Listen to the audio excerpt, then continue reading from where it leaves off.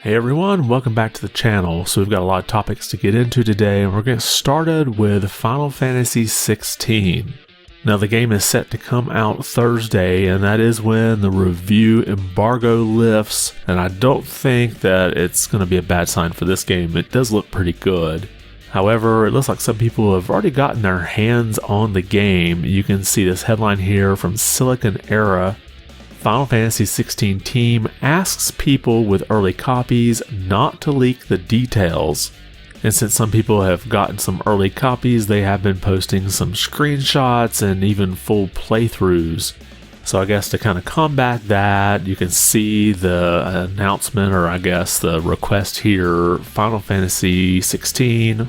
We're aware that a small number of physical copies of Final Fantasy XVI are being circulated. We are in the process of a thorough investigation into legitimate acquisitions and are acting to limit this ahead of the official launch of the game on June 22nd. For those who receive a copy ahead of launch, we kindly ask that you do not share any aspects of the game, including screenshots, videos, and live streams until after Final Fantasy XVI has officially launched. Our priority is to ensure that the full game experience is not spoiled for our fans, and to do that we will be taking down any images, videos, or streams published ahead of launch day. So I don't think Square is going to mess around when it comes to probably the biggest game they have coming out this year. So I'd expect them to send out DMCA strike downs on YouTube, Twitch, Twitter, pretty much all social media platforms. And I do have to wonder if Sony would kind of cooperate with Square and see if there's anybody out there who has some save data for this game, or perhaps some trophies. I don't think they'll go to that extreme, but it is always a possibility. Just keep that in mind if you get an early copy. And at least since the PlayStation 5 is not hacked like the Switch is, we're probably not going to see just everybody playing it.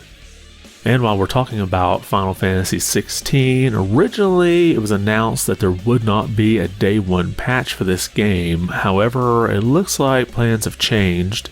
So there was a pre-launch stream for Final Fantasy XVI in Japan, and you can see the summary here from Wario64. Final Fantasy XVI will have a pre-release update after all, releasing June 20th, about 300 megabytes. And the patch includes optimization performance in several places and some game text fixes. Now, 300 megabytes is not bad.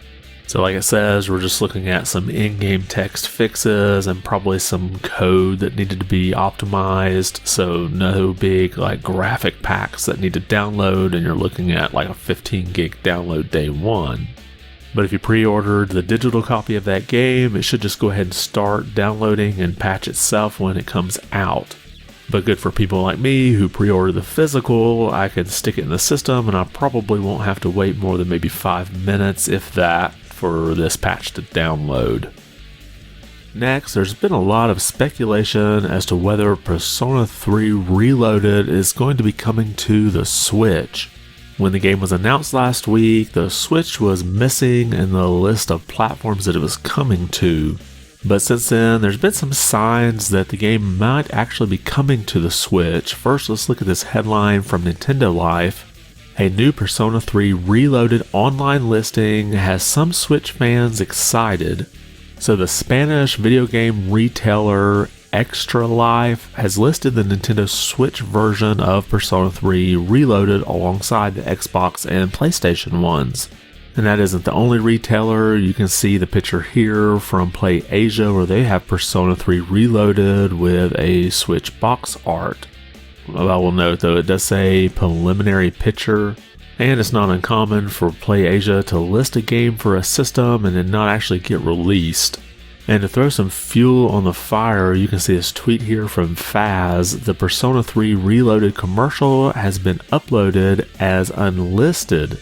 It's in English and says that it's coming to the Nintendo Switch.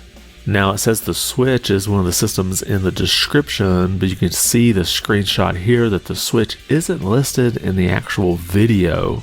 And that description later got updated and the Switch was removed from the listing of systems. So I do find it kind of odd that they would upload a private video that doesn't have the Switch listed as one of the platforms in the video, but it is in the description, so it could just be another mistake. But many people are speculating that we could see the announcement of Persona 3 Reloaded coming to the Switch when there's a Nintendo Direct maybe this week. And I'm not going to hash out all the Direct rumors, just know that they're pretty heavy right now. And it could be that Nintendo wanted to make the announcement of Persona 3 Reloaded coming to the Switch in one of their own Directs. So at this point, there's a lot of speculation and hints that Persona 3 Reloaded is coming to the Switch, but we don't have anything official. It looks like we have some more games coming to the Nintendo Switch Online Plus Expansion Pack service. We have this tweet here from Nintendo of America. Lynn, Ellawood, and Hector must amass an army strong enough to fight back the forces that would destroy their homeland in the Game Boy Advance version of Fire Emblem, coming to Nintendo Switch for Nintendo Switch Online Plus Expansion Pack members on June 23rd. And that will be this Friday. And even though this was the 7th Fire Emblem game in the series, it was the first to be released in the West, which is why it's just titled Fire Emblem, because in Japan it had the subtitle The Blazing Blade. And if you're not familiar with the Fire Emblem series, it is a turn-based tactical RPG. So this is a nice addition to the expansion pack for North America, and in Japan they actually got an entry in the series just before this, the Fire Emblem The Binding Blade.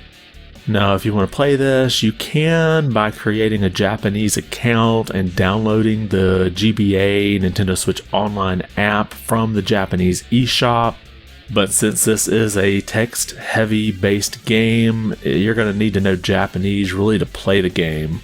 Now there's probably some guides out there that will walk you through just kind of pointing you to the next thing to do in the storyline and maybe translating some of the menu items.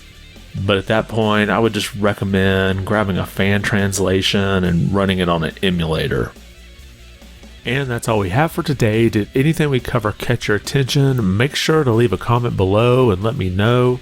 And if you like the video, be sure to give it a thumbs up. And if you haven't subscribed yet, consider doing so. It really does help out the channel quite a bit. I want to thank you for watching and be good.